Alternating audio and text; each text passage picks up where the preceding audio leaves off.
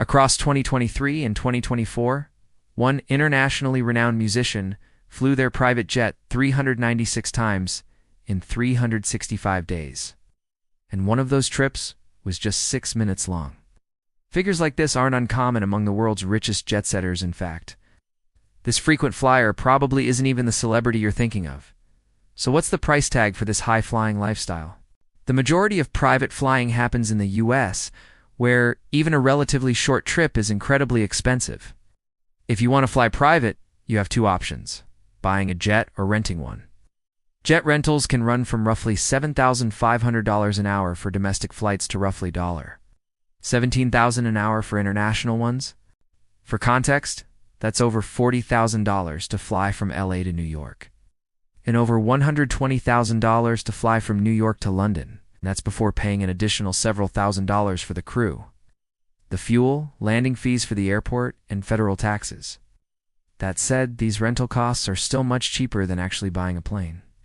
Depending on their size, new jets run anywhere from $2 to $65 million. Then, in addition to the usual operational costs for each flight, jet owners still have to pay for a hangar to park in and up to $1 million a year for routine inspections and maintenance.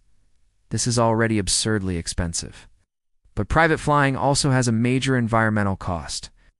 While both private and commercial planes emit a lot of CO2, commercial planes do so to move a lot of people. For example, in 2022, commercial airplanes emitted roughly 800 megatons of CO2, moving about 853 million passengers. That's a little less than 1 ton of CO2 per person per flight.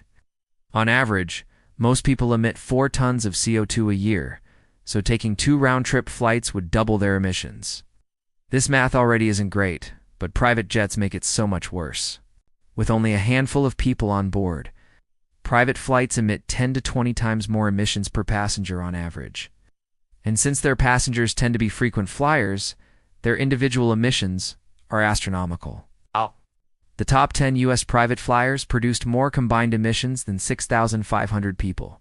And for the past few years, roughly 1% of flyers have been responsible for almost half of aviation emissions. This discrepancy is huge, and it will likely continue growing as the private aviation industry expands.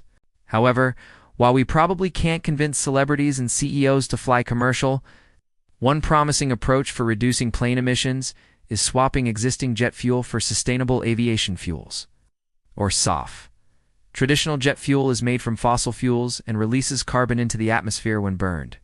SAFs, on the other hand, are made from waste materials like used cooking oil and renewable crops like corn and algae.